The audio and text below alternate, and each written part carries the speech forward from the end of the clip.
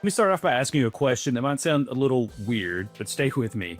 What if your content isn't failing, it's just unemployed? What I mean by that is it just kind of shows up. It just gets posted. It lives, on the internet. But if you're honest, it doesn't really do anything. It doesn't have a job. It had a purpose. You created it with some purpose, but it's not actually doing what you need it to do. It doesn't create the conversations you go for. It doesn't lead to opportunities. It doesn't feel like it's building towards something at all. And that's scary and also wasteful because from the outside, it looks like you're doing everything right. You're consistent, you're publishing, you're showing up. Yet there's this quiet question that creeps up, after you hit post, and it's like, what was all this actually for?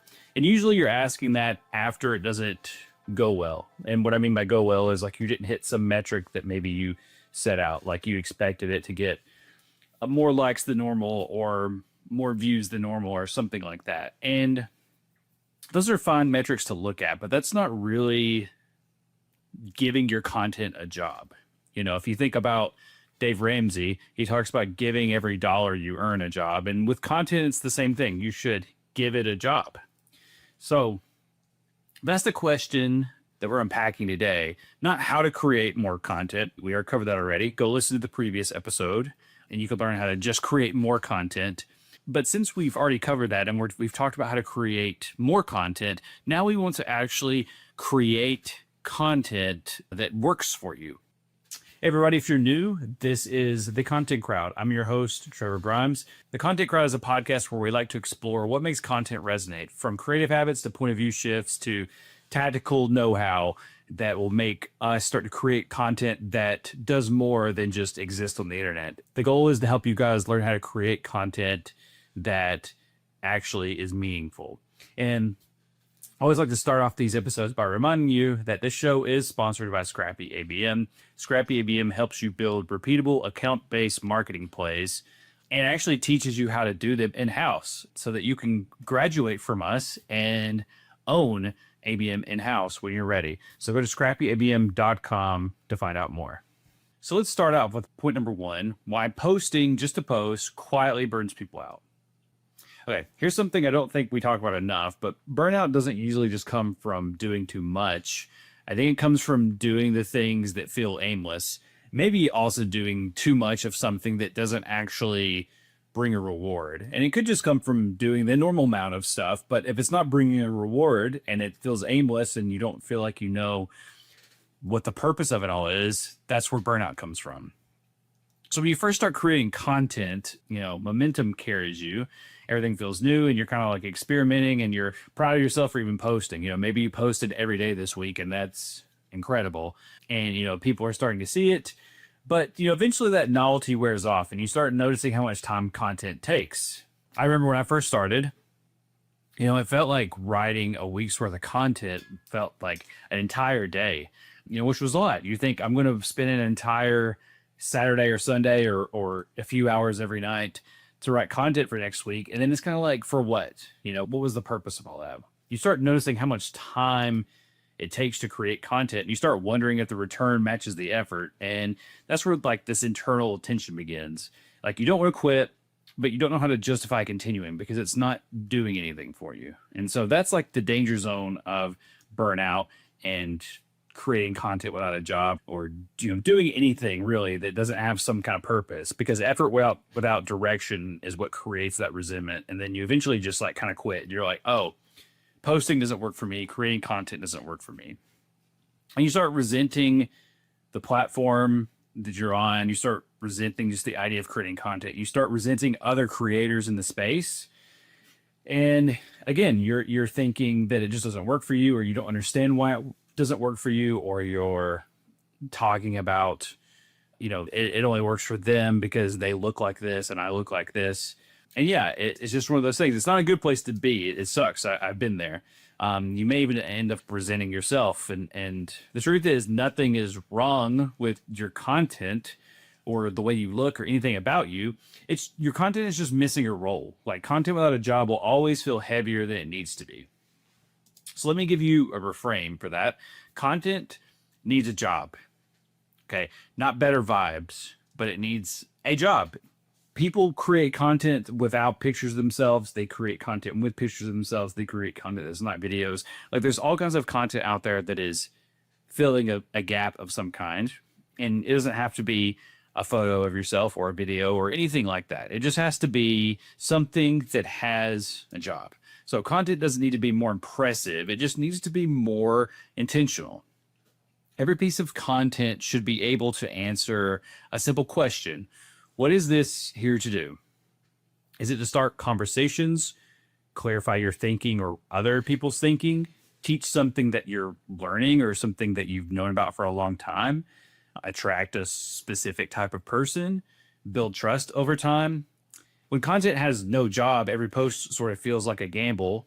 When content does have a job, even quiet posts feel successful because they did what they were supposed to do.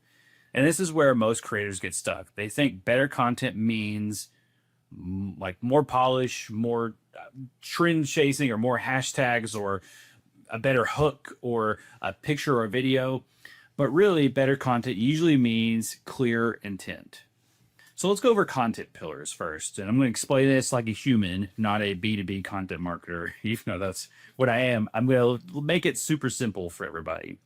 But yeah, so let's talk about content pillars. Content pillars aren't just topics you talk about, like they're boundaries. They're how you decide what not to spend energy on and what you should spend energy on. I think another big thing that I see when I am auditing like other people's content, if they have content pillars already created, I think the biggest issue I see is this a content pillar, or is this like something that you stand for? Or is this like does this fit more in like a brand mission versus a content pillar? I know that can seem kind of confusing and maybe it feels like I'm splitting hairs here, but it really does make a difference. When I think of content pillars, I think of something that I can take and immediately write content from. If my content pillar is to educate business owners on the easiest way to make content, like that is what I make every one of my podcasts essentially about. They're geared in such a way that those are the things that we talk about. I send guests the questions that I want them to answer on the podcast, and I write them in a way that gets them to open up about how they really go about creating content, how they think about creating content, and how they've made it easier on themselves and how they found success doing those things, because I want them to explain to me and to others how business owners can create impactful content. So that is my main content pillar for this podcast, is to help business owners create better content that resonates. Again, I think like people, they don't simplify content pillars enough, frankly. I think a lot of people get way too deep about it, and they're really trying to think about their brand mission and this big grandiose like idea of what they should be talking about, when in reality it needs to be as simple as, what do I want to do? What do I want to accomplish? What do I want to spend energy on helping people understand about something? And that's really the easiest thing it is. I mean, again, with content pillars, you can have 1, 2, 3, or 4, or 10, I guess, if you really are going for it. But honestly, like, you just need one. Again, for my show, it's just to help business owners learn how to create more impactful content. That's it. So that's where I decide to spend my energy on when it comes to writing content, creating this podcast. And so without pillars, every idea, sort of feels urgent and like you should run straight to your computer and type it out and try to post it. But with pillars, ideas sort of have to earn their way in. By creating a content pillar for this show, I've decided who I want to interview, or at least how I want to interview them. I've sort of gone out of my zone typically to interview some people, but they meet very specific criteria. Not everybody has been a content creator, so to speak, but they've met some certain criteria around content creation. That is where also like the note card method comes in too. And there's a whole episode about the note card method. And I also talked about it in the previous episode, and I've made a video about it. There's a lot of stuff about the note card method, but that is where like really like the things that go in the note cards are part of my content pillar. So in part 1, the note cards helped you create more by capturing everything. So Here, note cards help you create better by filtering. So now when an idea pops up, you don't immediately turn it into content. You ask, does this belong in the story I'm telling right now? If it fits in one of your pillars, it gets a card. If it doesn't, it gets parked or ignored. You can put it in the very back of your deck, whatever. But that one question removes so much mental noise. And I'll ask it again if you missed it. Does this belong in the story I'm telling right now? And so, of course, you've got to sort of figure out what that story is that you're trying to tell. But keep it that simple. What story do you want to tell? And figure it out in one simple sentence. And then every piece of content that comes around after that, ask yourself, does this fit into the story that I'm trying to tell? So this helps you stop chasing every interesting thought and like actually start building momentum, start building something cohesive, start creating content that resonates. And that's when content starts to feel lighter and fun to create because it has a job and you know that it fits into what you want to be known for. It fits into the story that you were trying to tell. So now let's talk about goals. Goals don't kill creativity, okay? Because when we start talking about goals, this is where people usually swing too far in the other direction. They either avoid goals entirely because they don't want the pressure, or they choose goals that are stretching themselves too far and eventually suffocate their creativity. We're talking about follower counts or like view targets or engagement benchmarks, like these things that's like, I have to reach 10,000 followers in the next 3 months, which is like a wild goal. Some people can do it, but when you go after that and you don't reach it, that's when you start asking like, what was all this, what was all this for? It may overshadow the fact that you got 1,000 new followers in 3 months. That's an incredible goal. That's an incredible feat to be able to do. But because you didn't reach 10,000, you're, kicking yourself, and all this becomes like null and void, essentially. I mean, those numbers aren't useless, but they're kind of like terrible creative goals when it comes to creating impactful content. Better goals should be like, I want to have more thoughtful conversations. That was the goal of this podcast. Actually, before I started the podcast, I wanted to be on more podcasts, and I was like sending in, my name to people and trying to get on people's podcasts and like not getting on them. And now I've got to be on, well, this episode is 26 and I've got 2 more interviews like this week. So we're talking like 28 episodes. I've got to be on 28 episodes of a podcast now. So it didn't involve me landing, gigs on somebody else's podcast, but I created my own way. And now I have my own podcast, and that sort of met that goal. I wanted to have more thoughtful conversations. I want to be on more podcasts. So I created a podcast to do that. Some other things is like, I want to understand this topic more deeply. So you research it and start posting about it and posting what you learn. And as you are posting, you are teaching others and learning and posting content. And it's like the show as you do kind of thing. And, like show what you're learning as you're learning and as you're building. Those are great content series. There's also like, I want people to associate me with this problem that I solve. I want content to support my business instead of distracting from it. That's a heavy one. A lot of people create some bad content when it comes to business content, but it actually takes people away instead of helping them. Anyway, when you choose goals like that, your content sort of shifts naturally, and it feels better to create, and it feels more like you.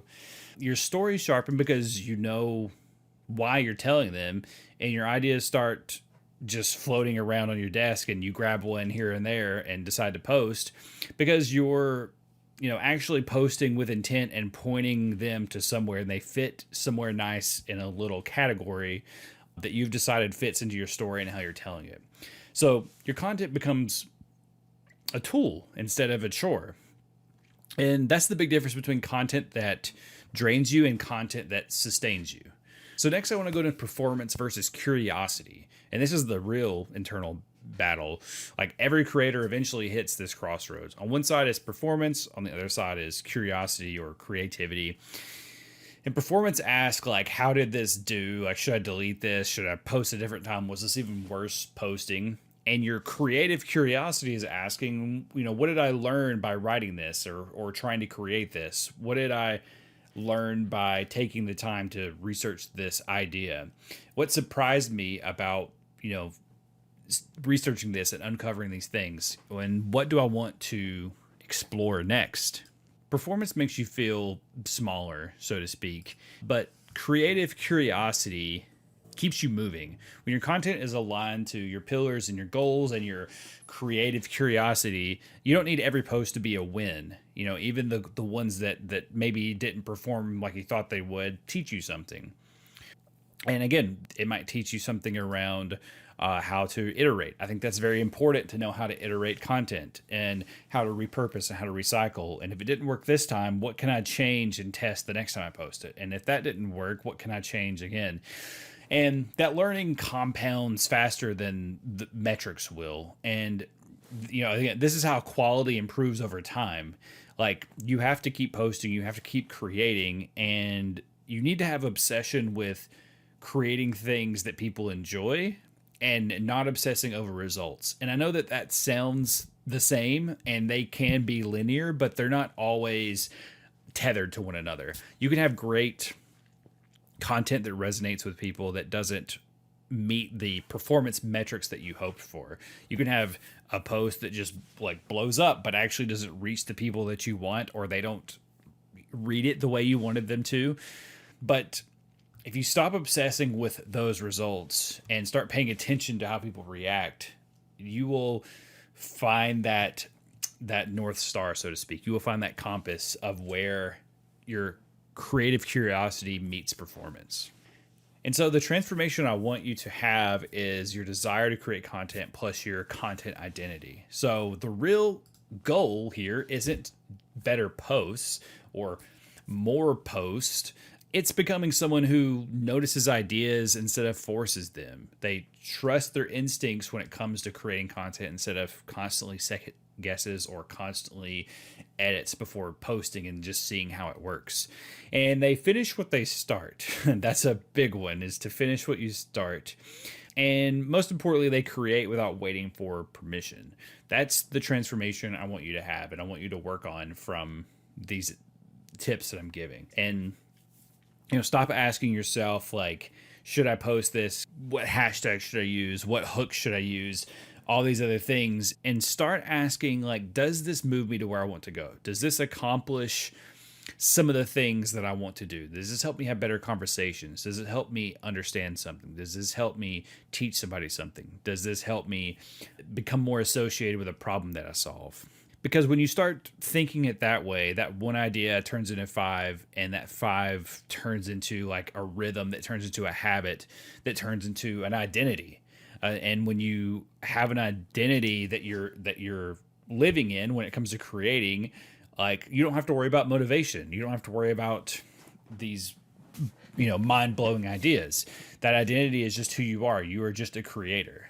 And really, that's how you become a content creator. I think a lot of these episodes have been around how do you become a content creator, so to speak. And a lot of it is just by thinking like one and just creating and just doing and showing how you do that. That'll be it for this episode. Thank you guys so much for listening. If you missed the previous episode, please go back and check it out. And it goes over just how to create more content to start off. And it goes over the note card method a little bit, but definitely go back and listen to the episode on the note card method as well. You can also grab my 30-day content sprint. It will be in the show notes. And thank you guys so much for being here. I'm excited for this year and to create more content for you guys and to see where the podcast goes in 2026. Thank you guys so much. I'll see you guys next week.